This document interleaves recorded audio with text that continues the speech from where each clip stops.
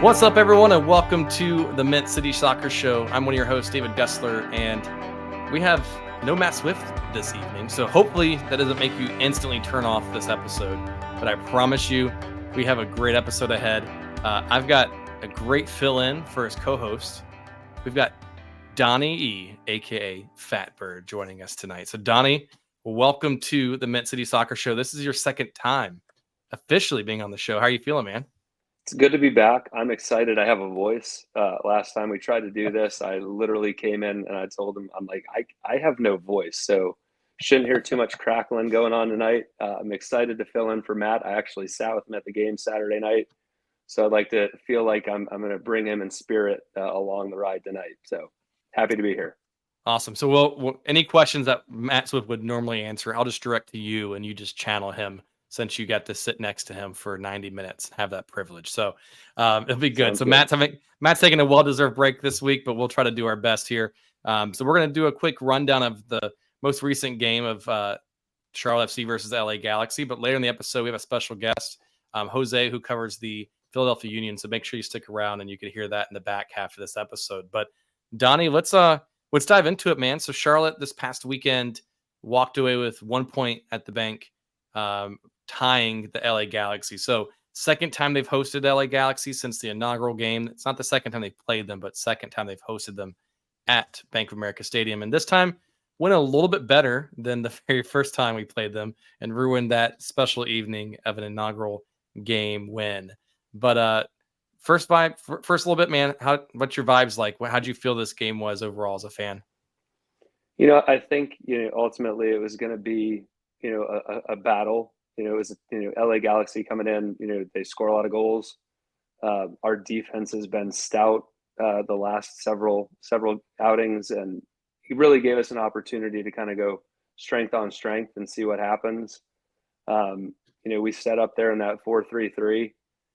We went defensive heavy, right? We definitely had that defensive midfield of Bronico, Westwood, and Biani. And I think I was already looking forward to at least getting that draw. Getting 7 points in a week is a huge deal for this team. Definitely doesn't hurt. I was just happy we didn't lose because, as some of the followers know, there's a superstitious guy on this line. And if we would have lost, I probably wouldn't be going back for, quite some time to the stadium. So it's good to be able to be out there with you guys again, and had a lot of fun with Matt up in the stands.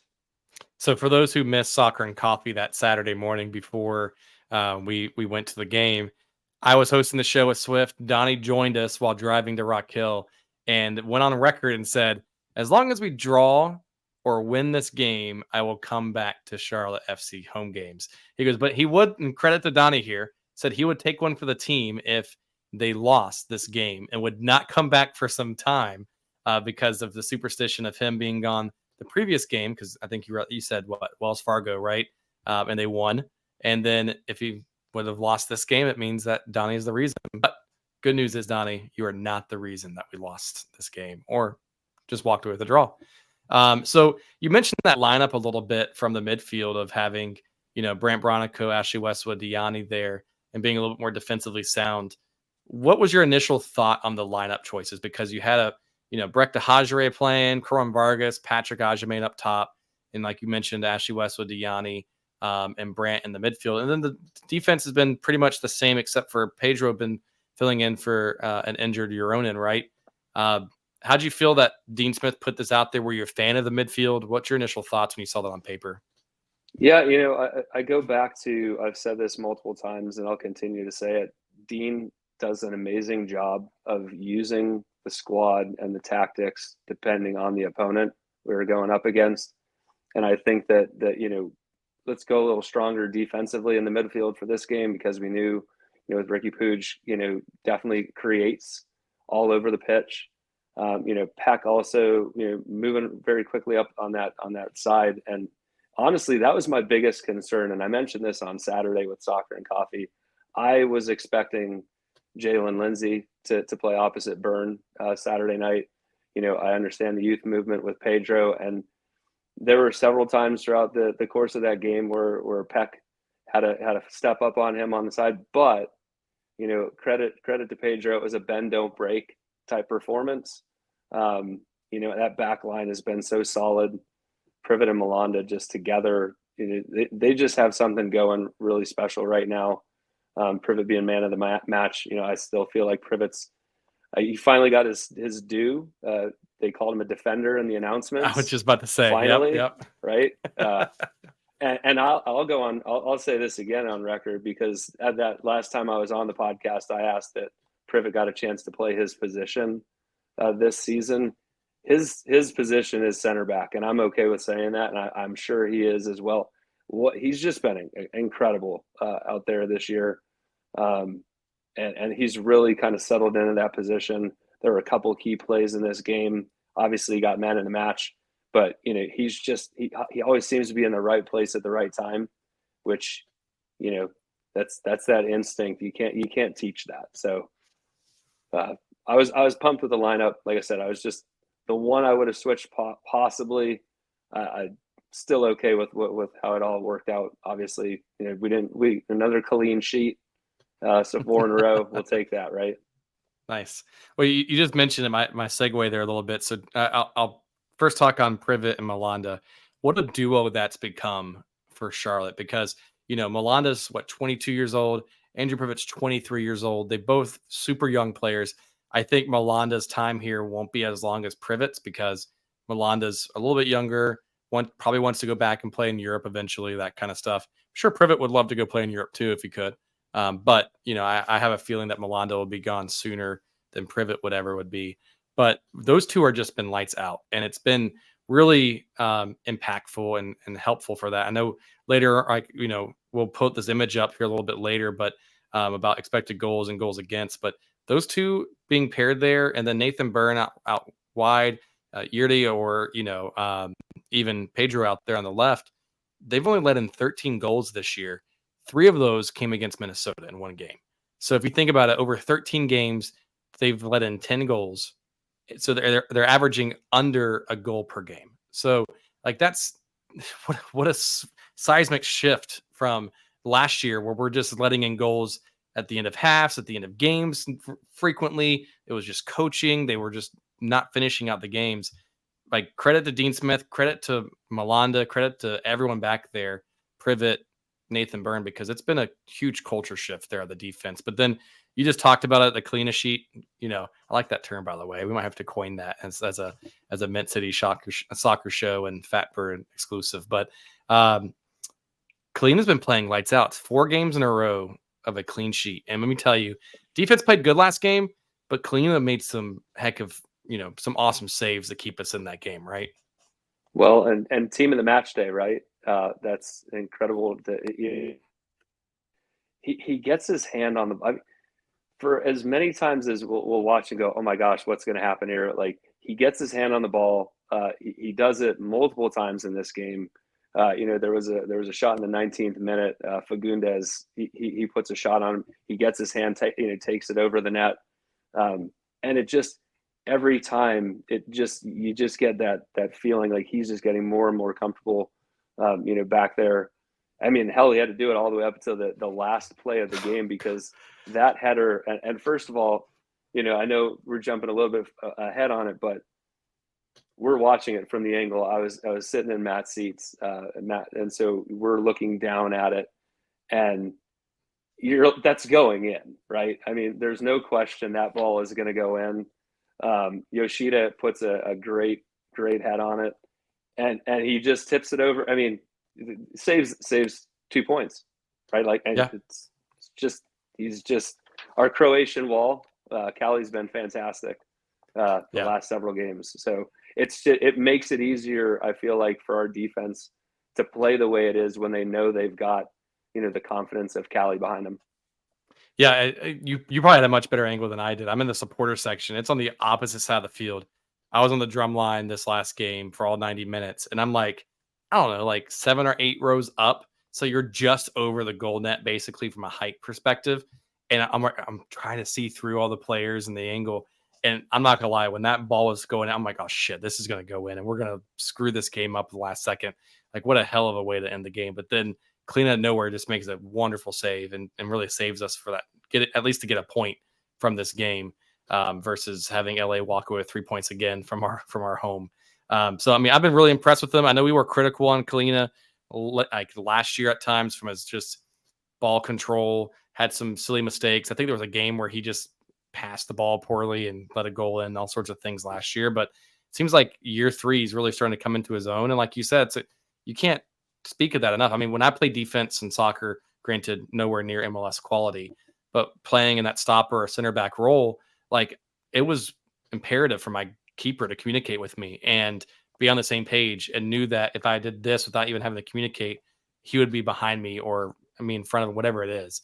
I think that's finally starting to pay off a little bit from a consistency perspective on the defensive line, but then also Kahlina getting comfortable in the league and his teammates as well. I got nervous too. I'll be honest. Again, superstitious guy. That green kit, I love it. I absolutely think it's just a banger kit. It's not available for purchase, or I'd own one already. But we've not had the best luck when that kit's worn, and so I'm like, oh my god, he's going to go out there tonight. If we can somehow pull off a win here, I'd hate to see it have that negative connotation like you and some others have made the crown jewel kit for from previous games and whatnot. So no, I agree with you. I think that there's a level of comfort the back line has with him, and I think that it's very obvious that there's a level of comfort with the back line in general, just the way that they move the ball around too. There's been times in the past where we've seen that kind of, it gets a little scary, right? When they start passing around, they're just so smooth back there. It feel like it's a whole different feeling, which is great. Yeah. A lot different than 2 years ago with our defensive line and trying to figure out who's playing where and what and et cetera. So what stood out to you in this game outside of like just the lineup? Like, how do you feel Charlotte played in this game? Do you think they deserved the draw? Do you think they should have won? I mean, hopefully you don't feel like we should have lost, but do you think we deserved at least 2 more points there? Because I know we had some late chances there in the second half with Brant Bronico, Tiger Smalls, et cetera. How do you think they played, and do you think we should have walked away with 3 points in this game? I mean, I really feel like the fact that we were, I felt like it was a very defense-heavy lineup. We did have those chances, Bronico in the 53rd and 54th minute, both had opportunities. I think from our angle initially, that first shot he took in the 53rd minute where he gets that pass in from Brecht, it looked like it was just inches off of the far post. I then saw Top Bin, his video from behind the goal, and part of me wonders if he would have cheated it a little closer to the post. It looked like the keeper might have been in line to actually make the save there. So I feel like that was a little bit skewed from the vision I had of it. But then he comes back, he goes wide again in that 54th minute. Tiger Smalls, I really feel like that's the game there. He's young, he's going to learn, but when he got that breakaway, and that, again, it comes back to, Pekovic makes a great play. He sends it down there. The back fumbles the ball, and Tiger pounces on it. He makes a move. If he goes far post, I think it's 1-0. I think we win that game. He tried to cheat it on that near post. The keeper was already lean in that position. Very small angle to work with. But again, he's going to learn. Would I've loved to see an additional 2 points and have, a 9-point week? I'm sure we all would have. But I never felt like they had some opportunities that they definitely missed as well. But I felt like around the 65th minute, I felt like when we made the substitutes, when Tiger and Pekovic come in, I feel like that was Dean deciding to try to really go for it there at the end. And hey, I mean, it almost happened. So I'm not disappointed. Like I said, I just needed myself to see at least a draw so that I could come back. I got the message afterwards that I'm allowed to come back, so that's always a positive. But yeah, I think the draw was probably the fair result for missed opportunities from both teams. So I'll give kudos one for Tiger because for someone that I did not expect him to really play much this year. When we first drafted him, I kind of expected him to be, yes, we've had Ben Bender play a lot the first season. Second season was hit or miss here and there with Latanzio. We've had Diop really not get any significant minutes since the draft. And then, us drafting him this year, I wasn't expecting much. But then, for lack of a better term, like we need the help on our winger positions this year, especially on that right wing. Um, Seeing him come in, even though he didn't get the goal, and yes, he is young, and there's some, he could have a better touch on one of the opportunities where it kind of went on the baseline, went out of bounds, and like you said, it could have gone far post versus near post, etc. All that some stuff comes in time and experience, right? And so getting him game minutes now, it was painful to not get that. There's 3 points. He's still putting himself in the right position. Which, if you go back to the first half, other than Brant Bronico, there was really no one else in the box on and helping Patrick at all in these situations. And so having him to see that instinct to be there in those moments and having the confidence to be like, screw it, man, I'm gonna take a shot. I'm gonna try to make a move in the box, do what I need to do. We need more of that from our younger guys. And I hate to say it, but a lot of our younger guys are outperforming our higher paid and older players right now, which is a good problem to have. Especially if we bring a DP in, you got to figure out who goes where. But I've been really happy with some of those guys. Like Nikola had a good game a few weeks ago. You've had Tiger come in and start to play significant minutes and be pretty well. You've had Tavares come in early in the season, make plays, had some ups and downs here and there, but still is young. So it's been great to kind of see that perspective. So I want to cue up this image here just for a second because I want to get your thoughts on this, Donnie. So I shamelessly stole this from Reddit, but I think Corey's pulling it up here for those who are watching on YouTube. But when I try my best to describe this for over the audio fans here. So just a quick little chart here that shows expected goals and expected goals against. And one thing that stood out to me is there's 4 quadrants here. And, you're on the top left, you have very low expected goals against. And then if you're on the bottom right, you have really high expected goals, right? So it's just kind of a plot chart here, and it plots all the MLS teams here.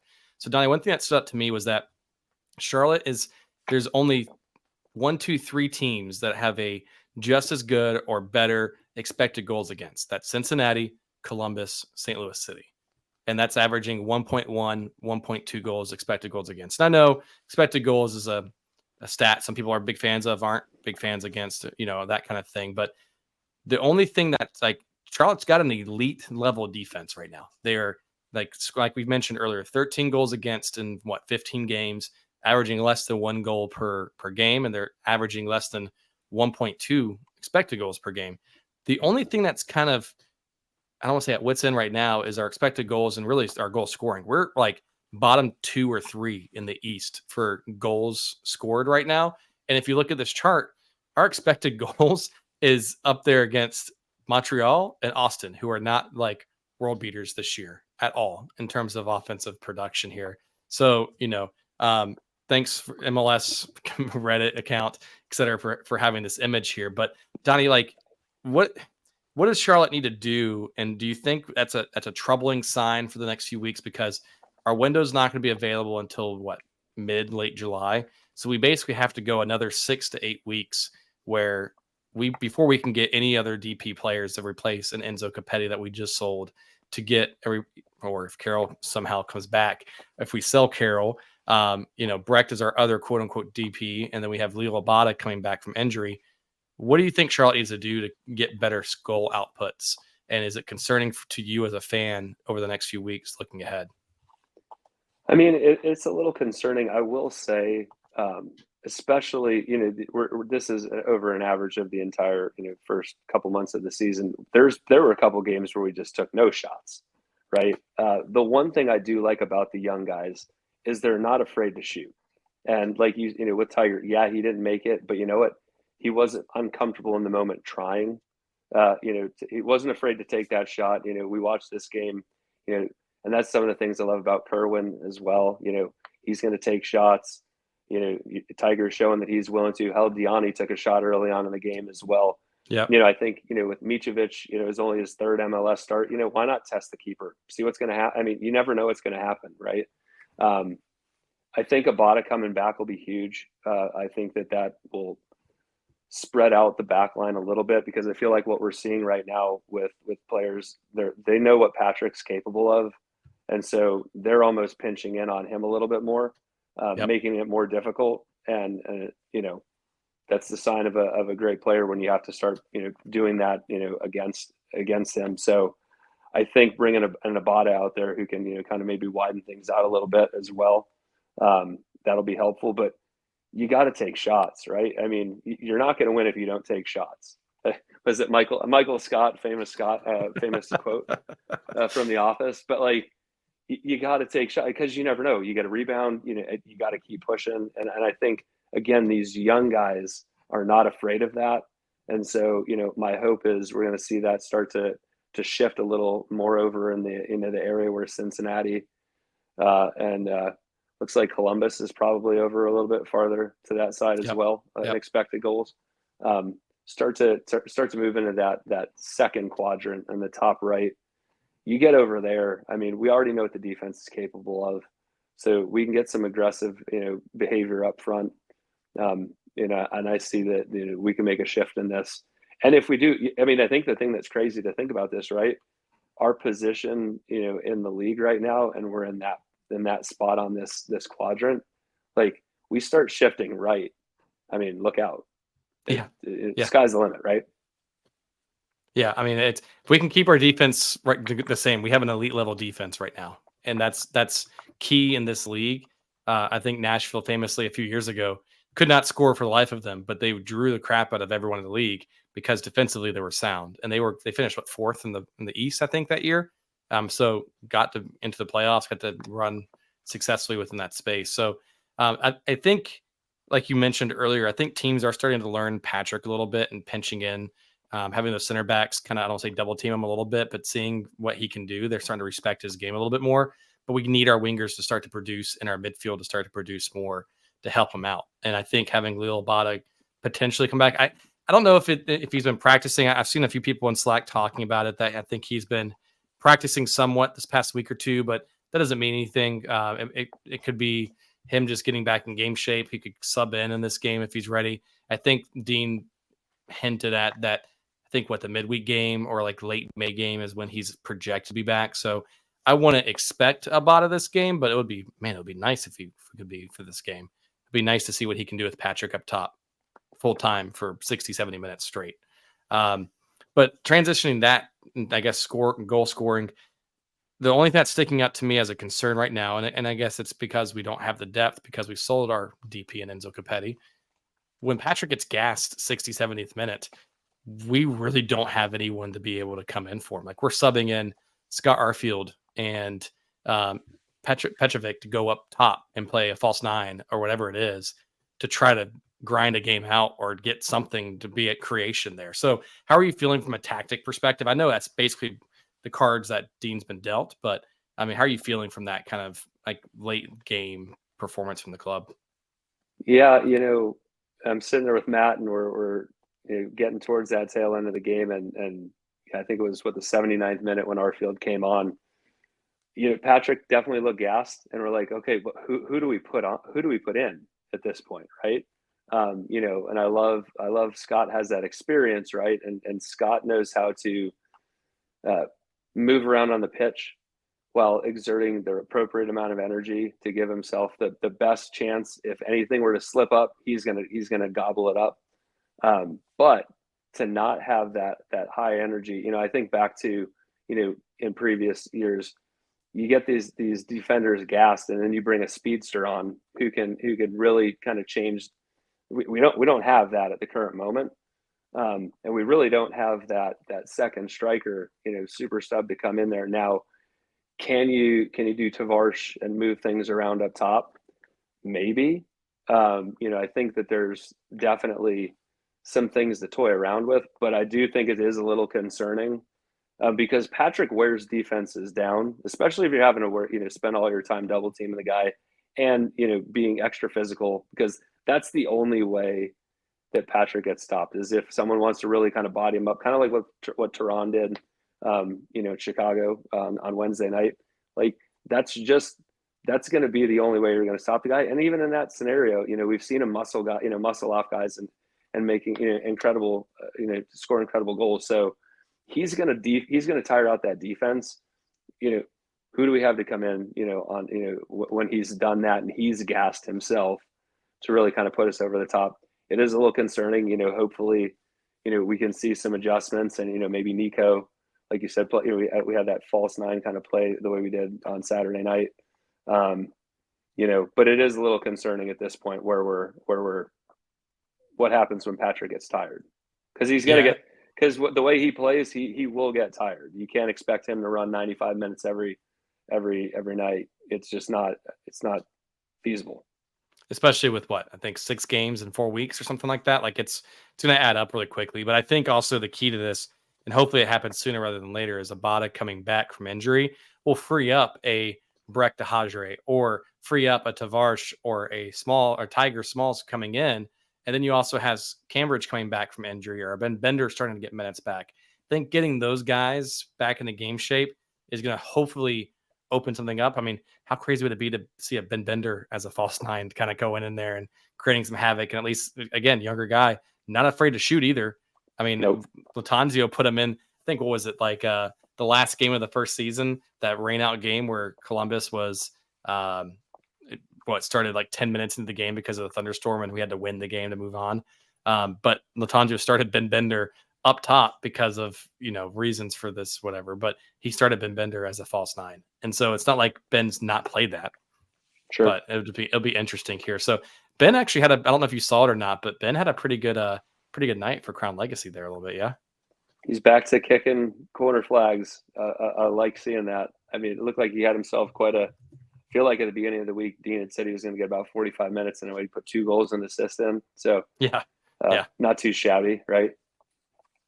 Yeah, I mean, that's the benefit of Legacy, right? It gets people some minutes and get back in the game shape a little bit too. So hopefully we continue to see him work his way back. He's been out for a long time, so I would not expect him next week or two. I still think he needs to work himself back. But from what I think Swift said it, I think some folks even said online, it looks like Ben's bulked up a little bit too, which has been kind of good to see because he was a little lanky a little bit there the first year or two. So it's all that bacon. He needed to eat the stuff that he was baking, right? I mean, yeah, Ben Bender bakes or something like that. Yeah. All the pizza he's been baking. So that's awesome, man. Well, Donnie, I know we've got a special guest coming up here in a little bit, but any other closing thoughts from the LA Galaxy game that's on your mind that you just have to say? Because I know we were talking on the way out of the game, and you were like, "I can come back." But anything else that's on your mind for this game? I will say this. I'm going to throw this out there that I was really excited about Saturday night. So I've told people before, I sit all over the stadium. I thought the supporters sounded amazing Saturday night. The supporter group, again, we're in 343, and that's midway, basically at midfield, right? And we could hear the chants. I think you definitely heard people trying to learn the chants, which again goes back to what we've talked about in the past. Previously, I don't feel like it was very audible. I think the drums took over the entire supporter section, and so it was hard to hear things. I know there were some changes on Saturday night that were made. And, Matt and I both commented that it sounded as good as it's ever sounded. And so kudos to you guys that were in the supporter section. Definitely felt like if we could figure out a way to get everyone on board with what's going on in that group, like I said, as they can start to hear it now a little bit better throughout the stadium, I think you're going to start hearing some of these chants that you guys have done a great job creating, coming to life and encompassing the entire bowl. Yeah, it was a lot of fun that game. I was on the drums for 90 minutes, and it was a blast, man. It was good vibes, even though it was only a draw. It's great vibes. But you'll be proud, man. We had the Ashley Westwood chant break out a few times during the game, and I've been singing that. And the only thing that's been weighing on me here, and I know you'll appreciate this, and Chantry and the Westwood Tea Gang, I really need Ashley Westwood to score a banger at home and get man of the match. And I want either you or Chantry. You got to get you on the capo stand some way or somehow. But get Chantry to be up there, and you guys crown Ashley Westwood there if he's the man of the match. That'll be fantastic. It'll be the best for the night if that could happen. I don't think Westie'd want me putting the crown on his head. He'd probably feel like I'd be pranking him or something. But hey, I'm all for it. Whatever. We'll make it happen. Awesome, man. Well, hey, I think I hear the music queuing up here. So I think we're going to take a quick break for a word of our sponsor, and then we'll have our special guest come on and talk to us about this upcoming game against Philadelphia. Sound good? Sounds good.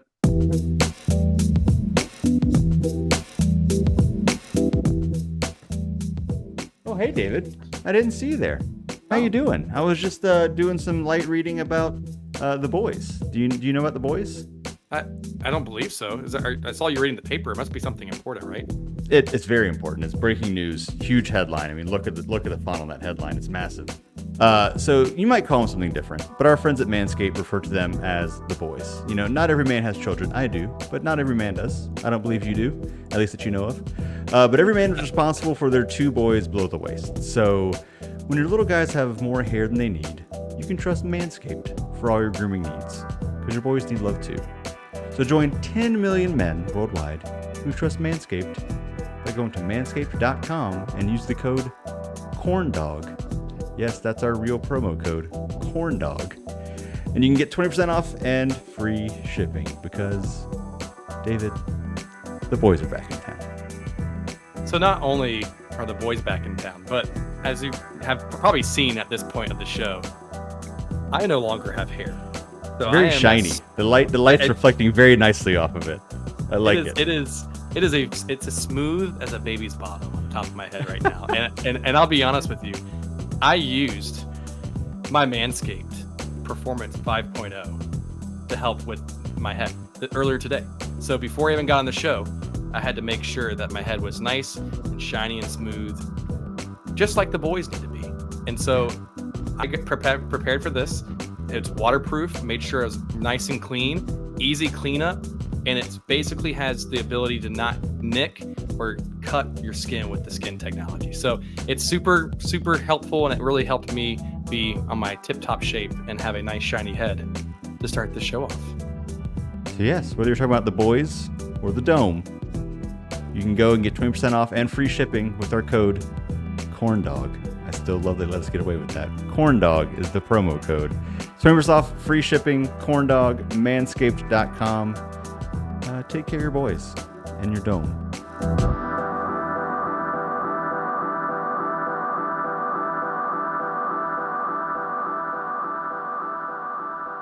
And welcome back, everyone, to the Mint City Soccer Show. Thanks for that ad break from Manscaped. But we've got a friend of the show here, and we're going to be previewing a little bit about the Charlotte FC upcoming matchup for this weekend as Charlotte FC hosts the Philadelphia Union. We've got our friend Jose here, who joins us from Soccer and Coffee from time to time. Been a friend of the show. Jose, welcome to the Mint City Soccer Show.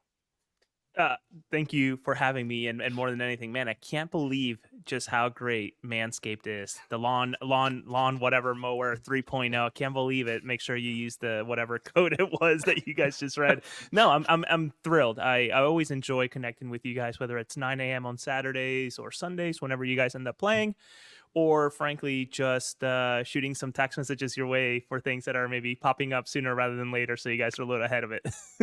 Exactly. I love the Enzo text around the pending move at the time for that. That was great. So and look at you being a team player helping out Manscaped here. So they need to send you some swagger now. So but we're enough about Manscaped. We're here to talk a little bit about Charlotte FC and Philadelphia Union, and obviously Donny and Fatbird's here with us too. So Jose, I mean, I guess the first question I have to ask you, because you're coming from an outsider's perspective here, how are you feeling about the Union's season so far? Looking at the table, they're not far from Charlotte. They're sitting at 8th place. Are you happy, content, disappointed so far with where they're at in the first, 13, 14 games?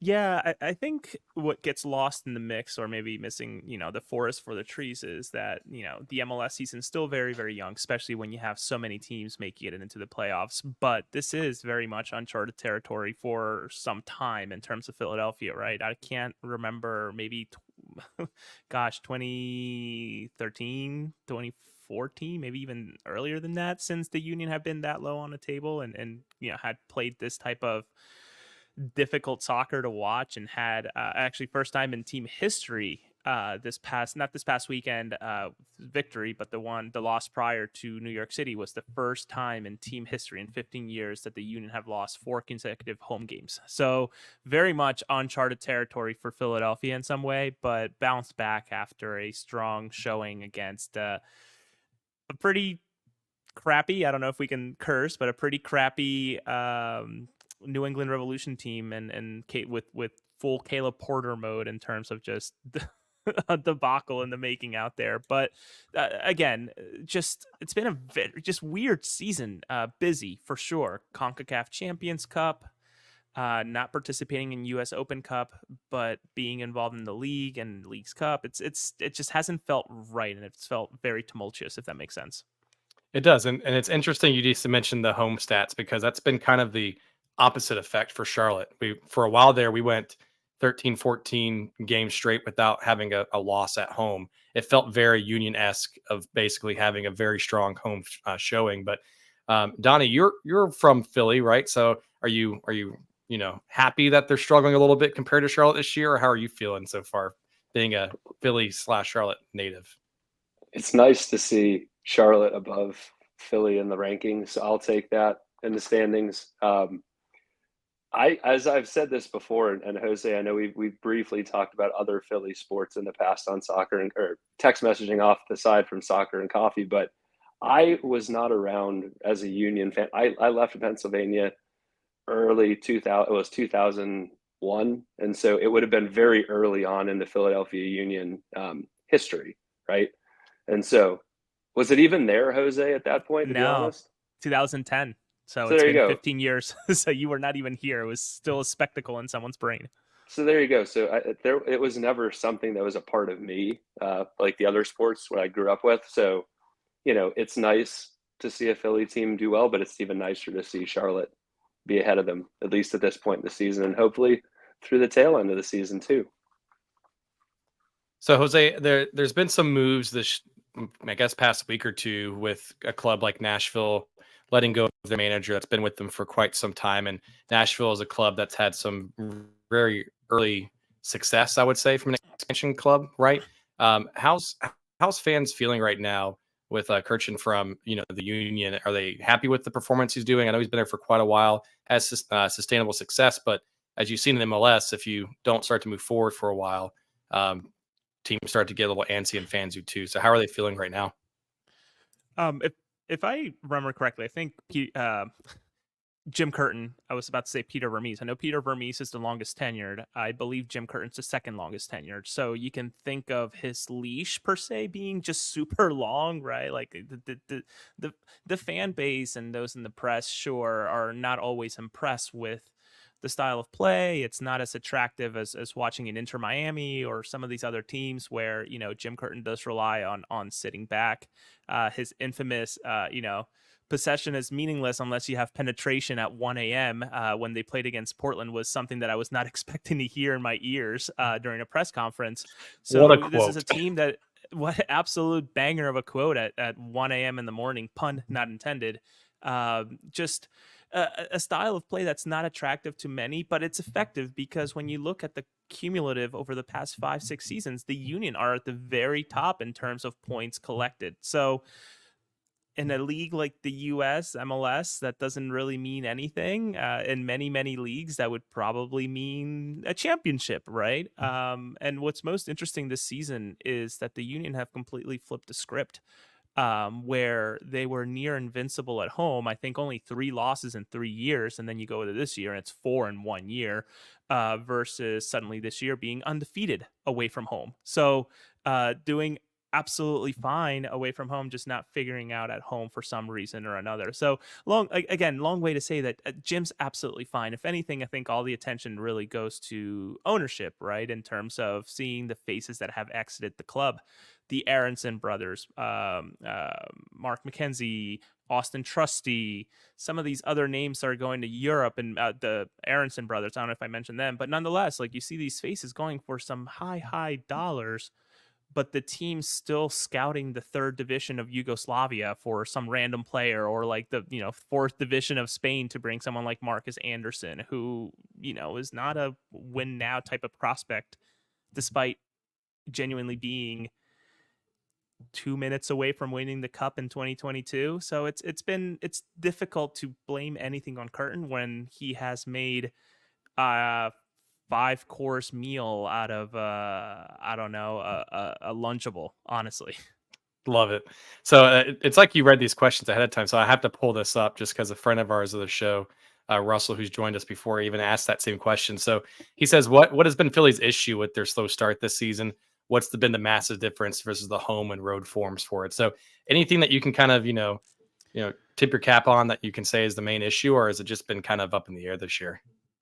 This game has, and I sound like Jim Curtin because I hear him so much, but like this game has a funny way of just, telling you the truth, whether you want to hear it or not, right? Like the ball bounces the way it's going to bounce. And typically it sort of shows your true colors very quickly. And I think that's what's happened with the Union, where it's a roster that has its skeleton, right? With Andre Blake, who today, news per Tom Bogert and some of his sources, I texted somebody and said, yeah, it's accurate. They couldn't give me more information, but signed an extension. Not sure for how long.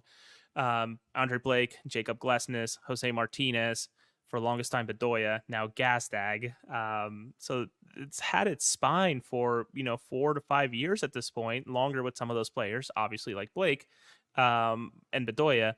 So, I mean, when I listen to these pregame press conferences from what may it be Pineda out in Atlanta or Caleb Porter out in New England, like they're saying the exact same thing because the Union play style is just so predictable, right? So it's to me, it's I think a mixture of a predictable play style as well as a roster that's tired. Apparently not as well rotated as it can be, since there's really a prime 13 bodies that go in and play every single, throughout the season. After the 13th body, you're getting into MLS Next Pro talent, maybe. So it gets tough. But those first 11 are just so good that they could beat anybody. But when one's missing, like Andre Blake has for the last 3 to 4 games, you get someone who's serviceable, like Oliver Semla. But that's no Andre Blake, right? Andre Blake's a guy who's won 3 MLS Goalkeeper of the Year awards, first player to ever do it. So it's a mixture of different things. And if there was an answer, I wouldn't be talking to you guys. I would be working at the Philadelphia Union. But it's just so tough to tell what it is, but also can't get lost in the mix that it's still very early in the season. It is, yeah. What was it? Sporting KC last year, went 2 months without winning a game, and then they sneak into the playoffs and then upset St. Louis. Yeah. In the That's first game. You just never know what's going to happen in the playoffs, and that's, I mean, I guess the beauty or the double-edged sword of American, soccer in MLS, right? You can have a Cincinnati win and probably contend this year for a consecutive supporter shield, but then not do well in the playoffs or be bounced, etc. So it's tough, and winning in this league, whether folks realize it or not, is just so incredibly difficult. Razor thin margins all the time that one mistake and that's what it takes. So before we get into some predictions and feelings, and Donnie, I'll have you come on here in just a second here with this, but so Jose, I don't want to put words in your mouth, but kind of hearing what you're saying, that Jim's been able to kind of make a 5-course meal out of a Lunchable, right? So be able to do a lot with maybe not so much. And with Charlotte, what we've heard this year, and even Tom Bogert, when his most recent, I think episode dropped yesterday, before, one of the things that he mentioned was that Charlotte FC front office and Dean Smith are lock and step. They are laser aligned on what players are going after, what players are selling, where the roster construction is. They are just going step by step together. And that's, which is, Donnie, as you know, as a Charlotte fan, the past 2.5 years, that's not always been the case. We had Miguel Ramirez, that was very much I want my guys, these are the guys I want, and this is how we're going to do it. And the front office kind of let that happen. Last year, you had Christian Latanzio want to implement his style of play, and there was some headbutting a little bit on the front office and the coaching kind of roster construction. Is that what you're kind of sensing and hearing in Philadelphia, or is it just kind of a, that's just the way they build the roster and kind of promote and bring up younger guys? Yeah, this is tough, right? Because I think it's hard to be a fan that wants to win, but also have it both ways in terms of having a factory, right, of players that come up and perform, etc. Though I'm a firm believer that you're old enough when you're good enough. So if there's a 14, 15-year-old that is, like a Kevin Sullivan or a David Vasquez, who just both signed homegrown deals, if they're good enough to replace a Bedoya or a Jose Martinez, by all means, step right up. I can't wait to watch you and talk about you. But it's also difficult to get excited about a 14, 15-year-old when you hear about LAFC signing a World Cup champion, their second one, within, a year and a half, or not even a year and a half, 6, 7 months at this point. So it's tough, though. Again, ownership has really invested in infrastructure with the new facilities here, and I think you'll see them if you all come to Subaru Park for Leagues Cup, where the academy is now housed rather than being out in the King of Prussia area. It's now all within 300 yards from the actual stadium, which is really, really nice, and probably a result of having cheap land in Chester, Pennsylvania. But nonetheless, it's an investment in what they're building and what they believe in. But again, I hate to go back to it, but this team being genuinely one substitute and 2 minutes away from winning MLS Cup in 2022, and then going in through 2023 with the exact same tired roster with even more questions, it's hard to get excited about 2024 with additions from Bolivia, which is my native country, and again, like the third division of Spain, as probably the marquee signings. Kind of feel like both our franchises kind of operate on a similar level, in the sense that, our academy, we've talked about this, that you guys have talked on previous episodes, how many MLS Next Pro players we've got in the lineup right now playing, extensive minutes.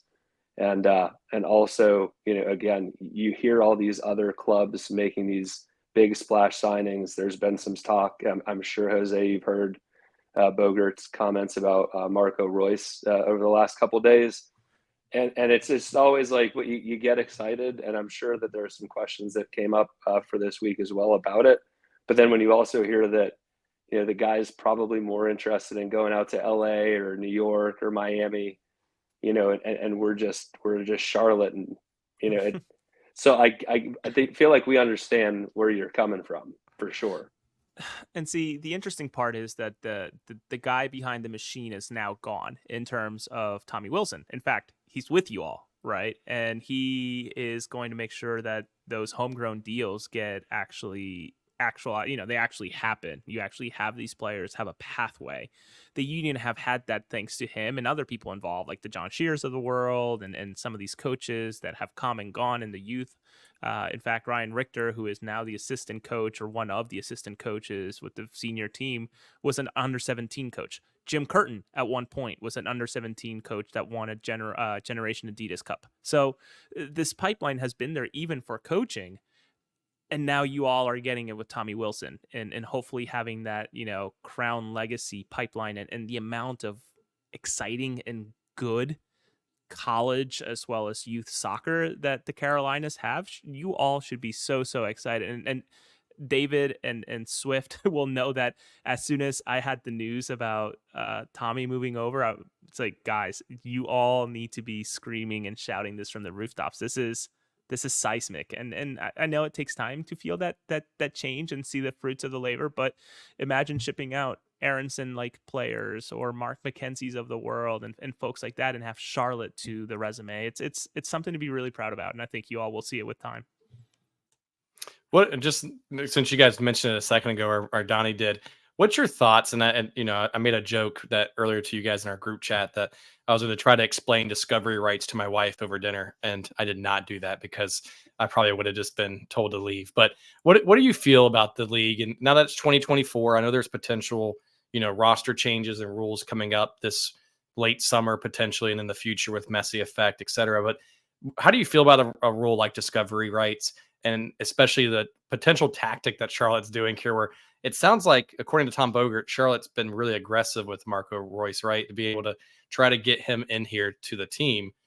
But they've also been very clear that, well, if we're not going to get him, we're going to make LA Galaxy or whoever want to get him in MLS pays for it. And I think the highest record was $500,000 for Paul Arriola for Galaxy then, or something like that. But just what's your thoughts on that? And I guess from a roster rule perspective, do you feel like it's archaic still, or do you think it's still needed in 2024 in the future?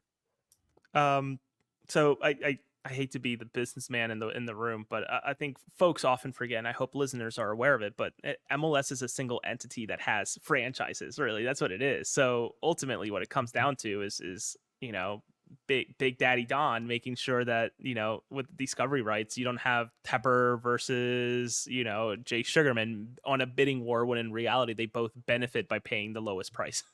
So I think discovery rights had their place. I really do. Where it gets absurd is when you really take a step back and realize that Marco Reus has been playing soccer longer than Charlotte has existed. And I think that also gets lost in the mix, right? Where Marcus Reus was, again, playing very good, important soccer, World Cup soccer, far before Mr. Tepper went ahead and made the investment to bring on the team. But I also get it, again, that it is sort of a strategy to keep the owners from bidding on one another. But it would be nice to have a more competitive landscape. Though, when you think about situations like Minnesota United and Reynoso, who is now apparently going to Tijuana, what a miss that was, right? A guy who's gone AWOL twice, continuing to delay his green card process, continuing to be, honestly, conduct incredibly detrimental, not just to the team but the league. He was to Minnesota. Sure, I'm sure the money lured him, but what was the other option, right? Who was going to pay for his discovery rights when in reality that's where he landed, and that's where it all went? Sure, he could have said no, but you get into the situation you're describing, right? How much is LAFC or whoever? I think it's Galaxy, right? Who is most interested in Marcus Reus? Yeah. How much are the Galaxy inclined to pay for him? And is that actually going to happen, or is MLS going to suffer? Again, taking 2-3 steps back, suffer because of this archaic method of potentially calling. It almost feels like when you're in middle school and you have a sibling and you're like, dibs, or like fives, that's my seat, right? And then you're just never going to use it until like 4 minutes and 58 seconds. And then you finally sit on that seat. I see it both ways, but more often than not, I think of the bigger picture and what other fans could be missing. It's like Donnie shouting shotgun to get in the front seat of the car, right? But I made a joke earlier to a friend. I was like, I'm just imagining Zoran, the sporting director for Charlotte FC, 2 years ago, getting in the role and just being like Michael Scott from The Office, where he shouts, "I declare bankruptcy," but he's just saying, "I found Marco Reus," and that's how he got his discovery rights. Because, like you said, he's been playing soccer longer than Tepper's even owned the Carolina Panthers, and so it's not like he's been discovered, which is hysterical. Just hearing that term being used with a player like that's just hysterical. But Donnie, you're about to say something. Sorry, buddy. Yeah. So speaking of discovery rights, I'm going to go ahead and let Jose have discovery rights on maybe a new nickname, Big Daddy Don, instead of Fat Bird, because that'd work for me as well. But no, I listen, I totally agree. I think the interesting thing with LA is, as the current rules are set up right now, I believe they already have 3 DPs. And so trying to bring a guy like that in, I mean, if we got to take Ricky Puig off their hands because of our discovery rights, we'll go ahead and do that. We'll take him. We already have guys who like to tuck their shirts in on this team. So, he'd fit in just fine. But yeah, it's always tough. I feel like, we talk about, like with Inter Miami, the rich getting richer, and some of these teams, there's a lot less parity when you think about, even like with the NFL, Jose, right? We're very fortunate to have our Eagles that, they bring in these big names, but there still is that parity in the league. You almost lose a little bit of that. Like the fact that Miami got to start the season with everyone that they've got, they clearly are class out there in the Eastern Conference. It is what it is, right? It's exciting. I think for the league, I was actually in Rock Hill on Saturday, not going to David's yard sale. On the way, I was in South Carolina before the game, and I was at a Dick's Sporting Goods, and it's Rock Hill, South Carolina. And I was telling him I was, big Charlotte FC person. I was going to the game of the night. It's like, oh, let me show you our cool Charlotte FC stuff. And so I go over to the section, and they've got one stockist of Charlotte FC jerseys. And then he goes and takes me around the corner. And again, this is small town South Carolina. They've got an entire row of just Lionel Messi pink kits. And I'm like, and he's like, kids come in and they love it. They pick them up. And it's like, so, you get a little jealous of that, but that it's moving the needle in the league. And ultimately, if we can get that excitement growing for MLS, that's a good thing for everybody involved. And I mean, the other thing to not forget is, as you sort of alluded to it, roster rules that are going to change this summer in some way, shape, or form, right? 3 DPs, 3 under-22s, or the decoupling of them, etc. I must admit, I haven't looked at the LA Galaxy's roster profile, which again, huge kudos to the league for finally breaking out how these rosters are built. So there's no smoke screen, not everybody's tweeting at Tom Bogert when a signing happens of like, bro, how is Miami doing it? Well, here it is, right? Like there's no questioning, there's no there's nothing to be concerned about, or there's maybe some, but not as much anymore. So I mean, I'm sure there's a way that LA can make it happen, but it's also sort of, makes you wonder, like, what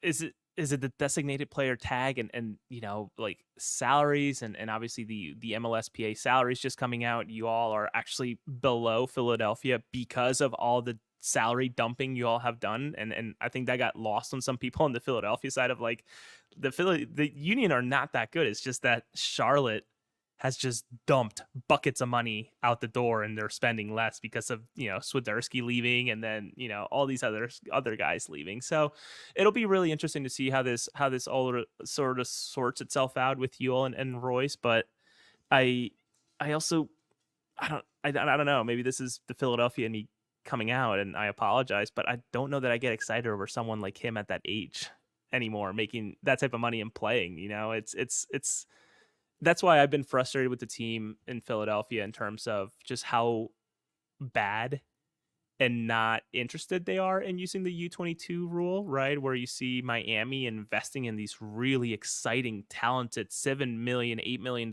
players from Argentina or Paraguay.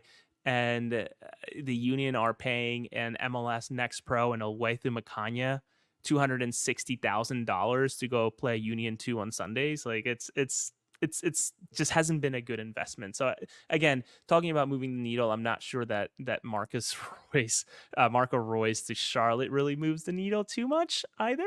I wish that teams would pay more attention to the U22 initiative than anything. It's funny you say that because not only is Charlotte setting themselves up for potential at least one, maybe two DPs, depending on the Karol Swiderski loan, buy, whatever situation that's happening right now.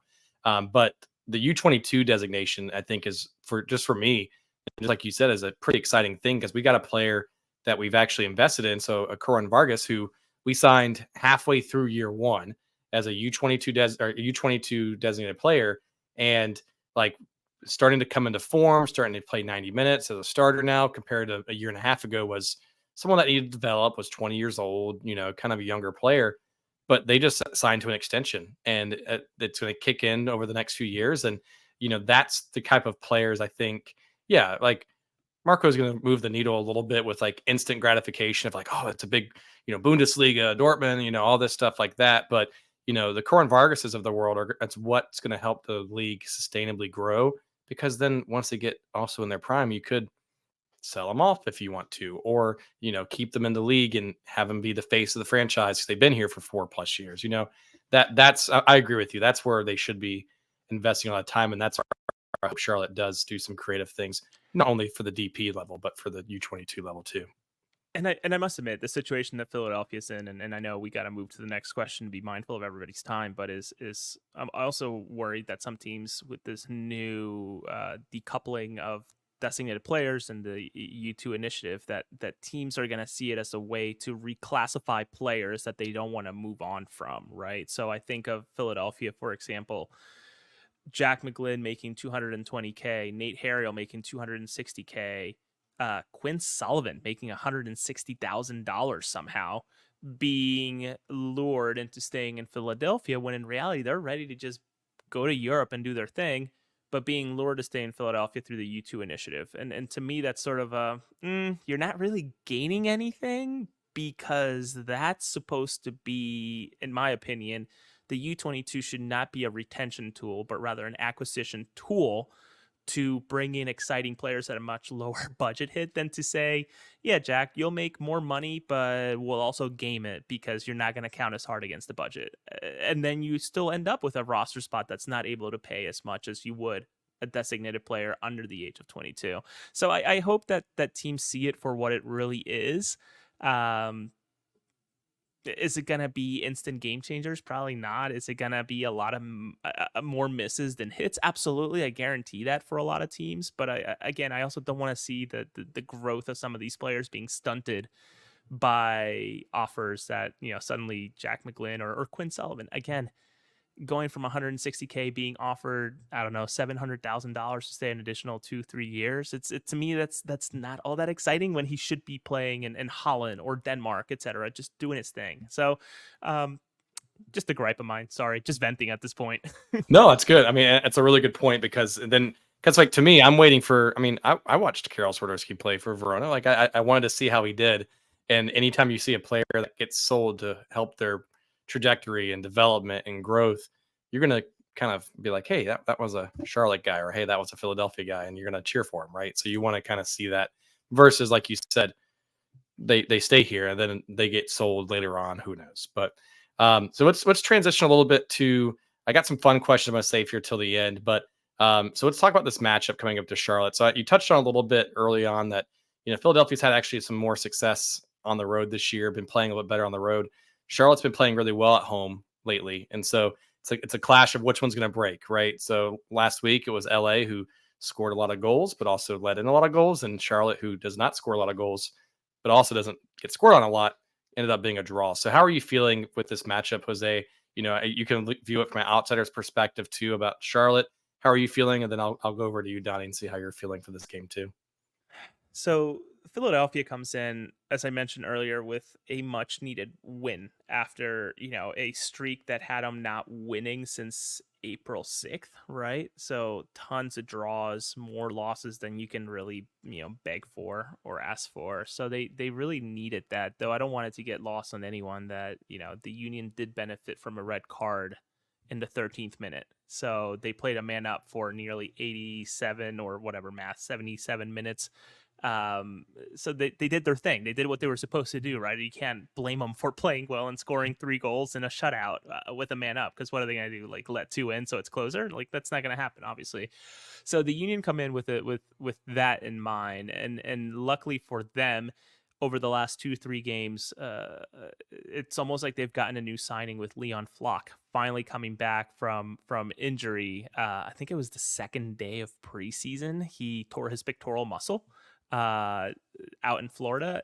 I think it was out in Florida. Yeah, wherever it was, he tore his pectoral muscle. So he finally is getting back into the swing of things and has played a full 90 a couple of games now after really a 9-month layoff without competitive soccer actually happening, because practice and playing are 2 very, very different things. But you also have a lot of question marks with, does it really make sense for Bedoya to be playing as much as he is when in reality he took a $400,000 pay cut to be with the squad this year? And does it make sense to, I don't want to say continue to play, but like, what's going to happen with Julian Carranza, right? Someone who come December can walk on a free, or come July, he can negotiate his own contract out of here, since it's fewer than 6 months at that point. So you have some players that are finally hitting and into the right stride here after this victory, but it's still not lost in this fan base that this team is leaking goals, with after, I think ever since the 6-0 drubbing out in Mexico against Pachuca, the team has not had a clean sheet up until New England. So since a long time. So I can envision this being actually a draw, if not probably closer to a Charlotte win. Nothing like that 4-0 a couple of years back, but nonetheless, I could see Charlotte putting 2 and just putting a low block and letting Union try to work it, and they just can't. I mean, I don't know about you. I do know about you, but I would love a 4-0 kind of victory again. But that's neither here or there. But Donnie, I mean, obviously Charlotte's been playing pretty good form as of late defensively. But like, how are you feeling a little bit about this matchup? I know we were talking last week about form and play, but what's your thoughts? So honestly, I'm happy Philadelphia won last week, regardless of how they won, because I always fear that desperate team that just needs the win. And especially from what Jose said, with their road record being what it is so far this season, coming in literally just in desperation mode with as many good players as you still do have on your squad. So I was actually happy to see that win happen for you guys, regardless, like I said, if it was 77 minutes with a man up. But I feel like for us in particular, and we've talked about this before, feel like we really are starting to find our stride as a team. Dean does such a great job of manipulating the lineup, depending on the opponent. And I kind of feel like, similar to last week, we could see a defensive heavy midfield as we did last week. When you put Bronico, Westwood, and Diani out there together with what we have going on with our back line, it's very hard. It's very hard to get anything through those lines. I know there was some plays, and we'll talk. We talked about it earlier. That Ricky Puig was able to get over to Peck. Kind of getting through Pedro. A little bit of that pinching in, but again, that's growing pains. You have young guys that are coming in here gaining some experience, valuable experience. But I do feel like if we can get one, over the line, like Jose, kind of like you were saying, the defense is hard to crack. And being at home, you get those fans going. It's going to be a big game. I'm pretty sure the Upper Bowl is open for this one as well, if I'm correct on that. But hopefully we have a nice night, weather-wise, get the crowd going crazy. And, a goal early would be ideal. But at the same token, the defense has just been outstanding recently. And at home, it's just really, take the Minnesota. I still take the Minnesota game out, right? I know that, there was just a lot of weird things about that day, but we're just a really dominant team at home. And the defense has been great the last couple games. So I feel like they're hitting the stride. So it really is going to be an iron on iron situation Saturday night. What's the deal with that in terms of you mentioned the attendance? Like, aren't you guys thrilled to have 30,000 people? Like, I don't know if you all are aware, but Philadelphia can only host 19, and that's a sellout. So I feel like, I don't know if I hope it wasn't misinformation, so I apologize if it was, but Dean mentioning that the attendance was maybe one of the reasons for a loss or like a performance not a few weeks ago. Yeah, like that was 34,000 people. That's, if you can't get excited behind that as a player, I don't know what will get you excited. Yeah, it's been a weird year a little bit. So the past, so every weekend in May, including this upcoming week, we've had a home game. So they've been calling it quote unquote, mayhem, because it's been a game at home back to back to back to back every weekend. And so you've had that going on. This time of year, like, thunderstorm showers happen all the time on the weekends. And the way the Piedmont and Charlotte kind of is, you just have this perfect, I guess, wind and flow to get storms into that area. And it always happens. And it's that late afternoon, early evening. So that scared a lot of the casual fans away. So while Charlotte's probably come out and said, yeah, we've had 34,000, I would probably say the attendance has actually probably been like 25, 27 that actually show, which again, it's still not bad in MLS standards. I even Swift even came on a few weeks ago and was like, are we really complaining about that? Because it's like, dude, that's still top 3 in the league for the most part every week. I mean, last week was I think New England had 30 something thousand, which is not normal. NYCFC had 30,000, again, not normal. And then you had Charlotte at like 29,000. And that's pretty normal or low for us the past 2 years. So, I mean, it's not been bad. I would say that was probably a lot more along the lines of the supporters and the supporter group area not being as bought in as they could have been, which that's behind the scenes. There's a lot of different drama behind that, but it seems like that's been corrected a little bit and it's moving in the right direction. But yeah, you're right. I mean, if you're a player in MLS, 30,000 plus should get you pumped up no matter what. Yeah, holy smokes! Yeah, I would think so though. And just a follow up question: how is the fan base? And I maybe have I have an idea or a slight idea, but it seems like the fan base has really grasped on to Dean, right? And sort of his quirkiness, but also getting results. So it sounds like it's been sort of a marriage made in heaven, right? Like, Carolinas are kind of quirky, and he's a very quirky guy. So and I think he has a family connection. Doesn't his kid play soccer in North Carolina as well? Yeah, his son plays for USL Championship Greenville Triumph, which is about an hour and a half outside of Charlotte. And so was already there. I think they had a beach house on the coast somewhere. So he's always vacationed here.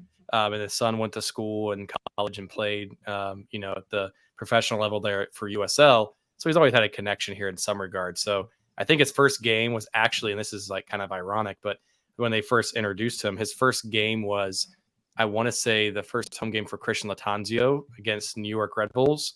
After Miguel got fired, he was a guest in like a suite somewhere.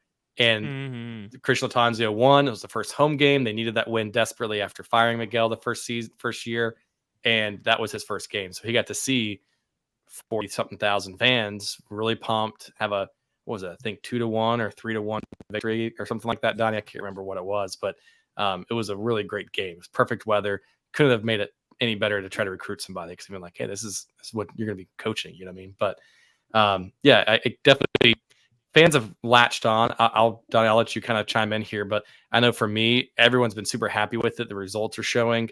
You're seeing a manager who not only can do it on the field, but I think the biggest difference too is that from a press conference perspective, you can see that Dean has been much more experienced at this, coming from England and his time in Premier League and time in Championship, et cetera. Like, he's much more attuned to what the media is going to ask and be able to answer things in a very upfront and honest, but also know how to play the game. Like, he has not been forthcoming on injuries whatsoever. And I was gonna say everybody has a hamstring injury. Yeah. It's like, everyone has a hamstring injury, and like, we're playing it day by day, and then they're out 3 weeks, right? So who knows, right? And so that's the only thing he has not been forthcoming with. But I mean, Donnie, I think you would agree. Like, he's been much more. I don't want to compare and talk badly about Christian Latanzio previously, but totally complete, 180 in terms of what the difference of the press conferences have been with him, right? I mean, it's polished, right? I look at it with him. And, you talk about quirkiness, you have Dean Smith coaching a team in North Carolina, like just everything about the whole situation when it was first announced. I think that the players are bought in. We've definitely reported this since the beginning of the season. There's just a different feel about the team, how they're interacting with each other, on and off the pitch. And I just think that you have excitement and people playing for each other. In a way that we haven't seen the last 2 years. And that's really exciting as a fan. And to David's point, you get an interview that isn't, you're not being talked down to as a reporter. And I feel like that was something that was kind of more common than not last year. And I just think that, he makes himself accessible.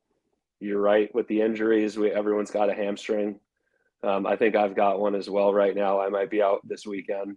But yeah, I mean, ultimately, it's been a great first quarter or third of the season, and I think that's where it gets back to this excitement of the availability we have right now from a player perspective of the openings that we do have and what we're able to do. And I think that's what a lot of people are, get even more excited about.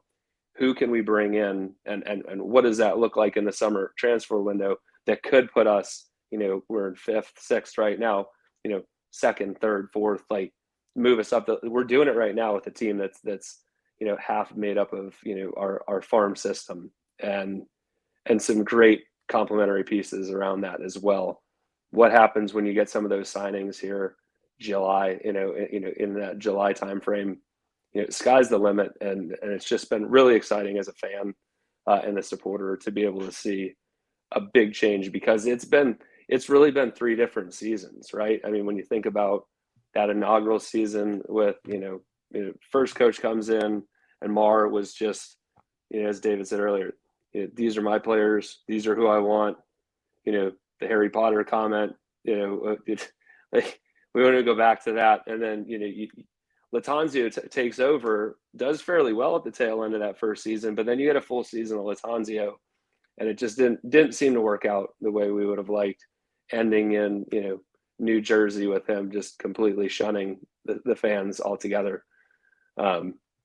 Dean's been a breath of fresh air, and the results are there too. I think that when winning cures everything, but when you see how the team is interacting with each other, with the coaching, with the fans, and the way that they're performing on the pitch. It's just it's a great feeling what we've got going on right now. So he gets down with Pepas. We need to get him in there. Yeah. Yeah. I think it'd be a lot of fun to see him up there. If there was a way for a manager to quickly get on the field and then go up there and do it and come back down, I could see him doing that. It'd be great if he could. But with our social media team, and I'm throwing this out there for the social media team, I don't see why you couldn't do something with him in the stands, piped up, doing Pepas before a game, and then putting it on the screen. Like, you can make it happen. You've seen the things at basketball games where the guys dance and you're looking all over the arena. There's no one doing it. It's all pre-recorded stuff. They could easily do that with Dean, and I'm sure he would be more than excited to do that with the team, as long as he doesn't pull a hamstring or anything while he's up there bouncing up and down. Fastest way to create Bullington board material there, but yeah. There you go. Yeah. I mean, it is 2024. You could just get them up on virtual reality and just put them up there, virtually some way, some fashion. So, I got one more tactical question for you, and then we got a few questions or fun questions here for you, Jose. So, I was just quickly looking at some statistics here, and like I said, something's going to have to give here in this game, because Philadelphia has actually scored, I think, 25, 26 goals so far this season. Charlotte, even to Donnie's credit, hey, we've let in only 13 goals, which I think is third or fourth in terms of goals allowed in the entire league this year. And if you take that Minnesota game out, which was a 3-goal just spanking, basically, we've only let in 10 goals across essentially 14 games or 13 games, right? So Charlotte's been playing a lot better, been a lot more defensively sound. Do you think Philadelphia is able to kind of break the dam a little bit for Charlotte in this game? Are you confident in that? Or do you feel, Charlotte has the edge here? Then I've got a follow-up question for you from an outsider's perspective too. Yeah, it really comes down to it's obviously who shows up, but not to be cliche, but if Julian Carranza, Mikel Ua, and Gazdag are all firing in some sort of synchronized manner, I should say, it's yes, they can score on anybody. I mean, it's a team that again, going back to 2022, nearly put LAFC to bed. Obviously, some mistakes made it difficult. They're a team that can go and score 5, 6, 7 on teams when things are going well, and you could say that about any team. But Julian Carranza, a player that frankly has no business still being in MLS, should be playing in Germany or maybe even Italy. When he gets going, he gets going. And what often doesn't get seen is his ability to be the first line of defense and really mean it. My understanding is that he's actually the striker in the striker in the league with the most yellow cards, because he's putting just so much pressure and not being, afraid to do the dirty work that I think some strikers, and wink, wink, Carl Swiderski, that to go out and do the pressure, right? To get a body on somebody instead of just letting the ball be cleared. Hopefully keep them in, their defensive third, the Union's offensive third, to earn some sort of throw in, or maybe just make it difficult with a throw in possession for the defending team. But it's also not really exciting when you think about 25 goals that the Union have scored, but they've allowed 21. So for as much as they're scoring, they're also bleeding goals. So can they do it? Yes, but gosh, to get all of those guys firing in the same way is going to be just tough. And frankly, I don't want them firing all the way this early in the season. Save it for the playoffs, as weird as that is. But you also don't want to be, again, losing some of these games that in reality you should probably try to walk away with a draw at worst. Yeah. So on that follow-up question, just defensively on this. So me and Matt were talking, I think the last episode we did, about MLS All-Stars. I think it just got announced that it's gonna be in Austin this year. And Charlotte's never had someone that has been next year. Oh, next year. I'm sorry. So where's it in Columbus? That's right. Okay. Well, that makes me feel a little bit better, because I really want to go to Austin. That gives me a year to go next year. So Charlotte's never had an MLS All-Star yet, even though we've had players that we, as fans, you're like, oh, wow, this player's definitely good enough. And then they're not. But this year, Charlotte's defensively been much better played. There's a player that we have, Alison Malanda, that has been lights out as a center back. I'm just curious, from a Philadelphia fan, outsider, just MLS, covering from this. Does Charlotte have that buzz out there that's really sound defensively? And do you hear the name Melanda out there a lot? Or is it just Charlotte fans like, yeah, this is our player, this is going to be our guy, and they're going to be biased and say this is an all-star, and then it comes out and he's not an all-star, just from a name recognition perspective? Name recognition, I wouldn't say so, right? I don't think that's a name that is reverberating across Discords or Twitter, and when you talk about the national conversation of MLS, because this player is not playing for LA or in Miami, so of course it gets lost in the shuffle of the MLS news cycle. Though having maybe being more informed than the average fan myself, and both of you as well as Swift and super producer Corey, you hear this name, it's like, yeah, 6'3" French, like who wouldn't want that, right? Like a very, very good player.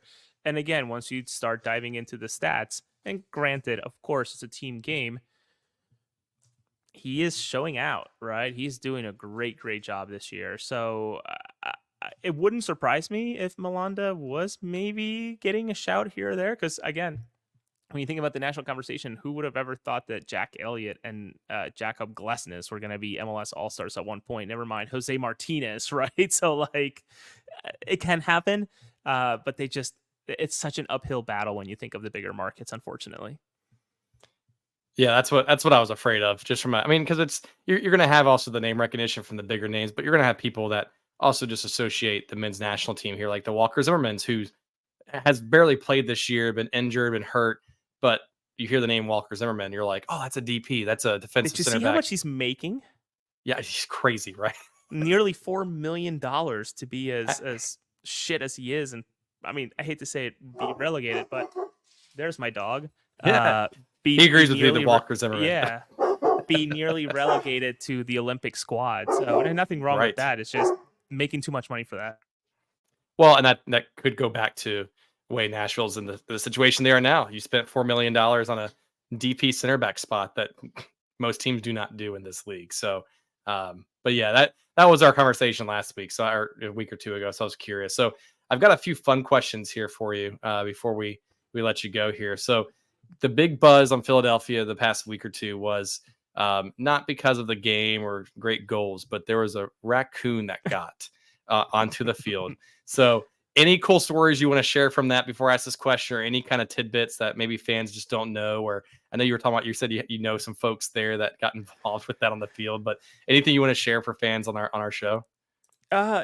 Mark Mello and his crew. Mark Mello is the head groundskeeper. He just replaced a wonderful groundskeeper, and I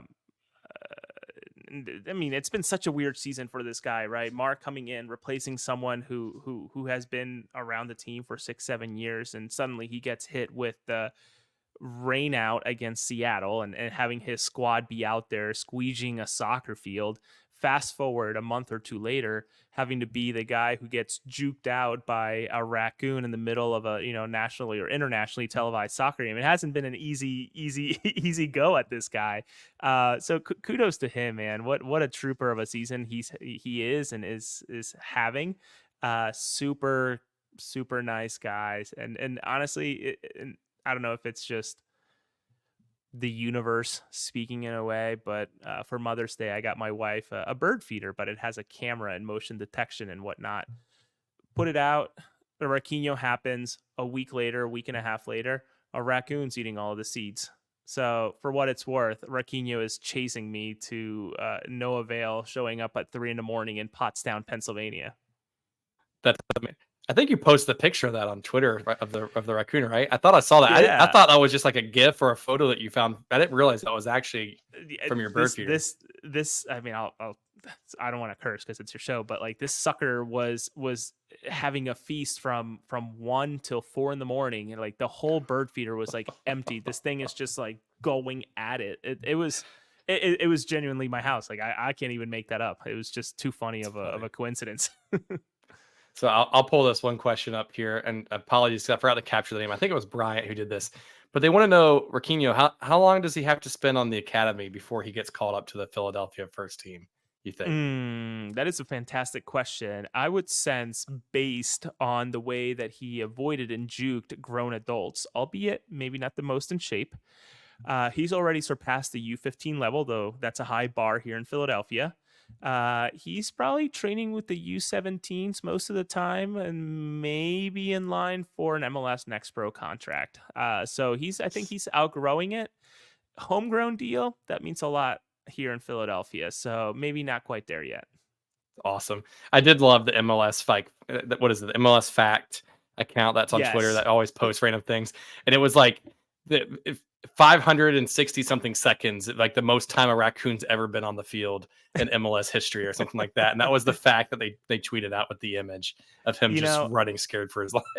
It's so funny because that honestly masked a lot of the uneasy and difficult conversation around, and probably the best thing to happen to the Union, considering the loss that was consecutive at home for the first time ever in team history, completely masked due to a raccoon running on the field. So talk about like changing the conversation and having nothing to do with it, because that's I mean, Stephen Colbert, my good friend of my show, and really just a wonderful human, Todd Lewis's clip, because he was at the game, I wasn't, had a sick child, his clip going on CNN, and just like all the attention being on this stupid animal versus like, hey guys, the Union kind of suck. Like we're gonna talk about this, this gross. I don't like raccoons. They freak me out. But like, we're gonna talk about this animal instead of, the Union just are shitting the bed. This is not good. Did you say it was the first time they've had consecutive back-to-back home losses in team history? Is that what you said? For first time in team history that they have had 4 consecutive okay. home losses. They've had a streak of 3, but to get 4 in 15 years, I think it's pretty impressive, actually. Again, like that is genuinely a cliche term, but like a fortress for Philadelphia. Yeah. Well, Jose, I really appreciate you coming on and kind of talking shop a little bit with us around the Union, answering some fun questions about a raccoon. So we're friends of the show. I know that you always join Soccer and Coffee with us whenever you can. Really appreciate you coming on here. But where can folks find you on social media? Where can they find your show? What do you do? You can do a quick plug for yourself here if you don't mind. Yeah, no, of course. You can find me on Twitter. Unfortunately, I hate that the number of followers is sort of what grants you access to a lot of things in the reporting world. But you can find me at Jose R. Nuñez 91 on Twitter. Within there, I have a Substack. I wrote I think it was almost like 2,000 word piece on Anton Sorensen, who was a homegrown player for Philadelphia, now with the Charlotte Independent. So a really neat story about how everyone's path is a little different. But really excited. Unfortunately won't be able to, but got accepted to travel to see and report on TST. I have to pass on that one, but Copa America got my approvals for all the matches that are happening in Charlotte, just trying to find the right sponsor. And come June 12, Bolivia and Ecuador will be at Subaru Park. So I'll be doing some international soccer. So just trying to continue to build his resume. So come 2026, the conversation's a lot easier for me to sneak into some of these stadiums. And I've been very fortunate and supported by some great people in the Philadelphia press. I know I mentioned my good friend Todd Lewis, the Almaneys, Jillian and Kyle, who have done great stuff as well. So just working, man. Just trying to get out there, breaking some news from time to time too. So it's been fun, and I appreciate just how supportive this community is in terms of Charlotte. Right, every time I hop on Soccer and Coffee, I more often than not see people not necessarily just agreeing with me, but genuine hellos or thanks for hopping on, that type of thing. So it means a lot, and I know I mentioned it to you and Swift in terms of if there was a backup team, this would be it. Obviously family and whatnot who are in Nightdale, Raleigh, but genuinely it feels like a culture that would make a lot of sense with who I am. So I'm just very happy to see you all succeed finally. Yeah. Well, we really love having you on, man. You got definitely a little cult following in Met City Collective. Everyone, anytime you get mentioned in there or come in Soccer and Coffee, they're like, "Oh man, I love having Jose on." So I'm sure they'll be tuning into the show. Make sure you check him out on Twitter. Great following on there.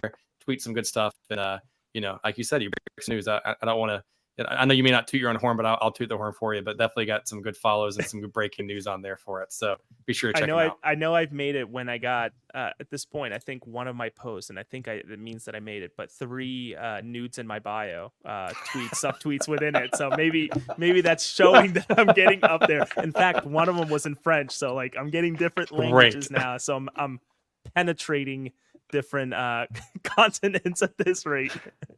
That's amazing. I think that's like when we Von know we Pullman. Yeah. Von Pullman. I swear Von Stradamus, like literally every time you post something, I'm like, oh, there it is again. So yeah, I mean, I think that's definitely you're trending in the right direction, Jose. I'm not quite Tom Bogert, where I think he genuinely just gets the pictures in the comment. Mine are just like, check my bio. I don't have the things hanging there. So we don't get the views on our tweets quite yet, like the Tom Bogerts, where they know they can make money off of it. So that's amazing. That's how you know. So I'll be sure to start keeping a lookout on that and see if I've made it on Twitter if I start getting those. So that's great. I'm so sorry to derail it, guys. 58. No, I love it, man. That's good, man. Well, awesome, Jose. Well, thanks for joining, man. And Donny, I know we'll finish up recapping this show, but again, thanks for joining, and I'm sure we'll talk again when we have the away match and also the Leagues Cup match coming up soon. So, absolutely. Again, guys, thank you so much. Really appreciate it. Take care.